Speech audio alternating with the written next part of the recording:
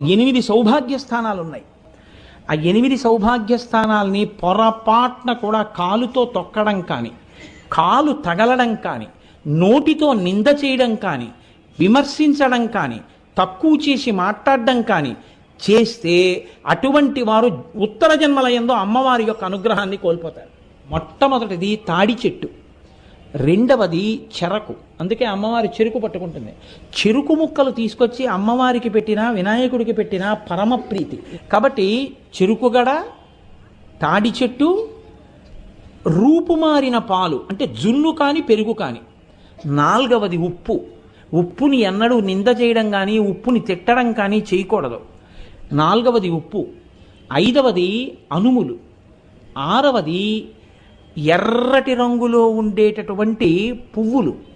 ఇంకొక 2 స్థానాలు కూడా ఉన్నాయి. జీలకర్ర. 8వది ధనియాలు.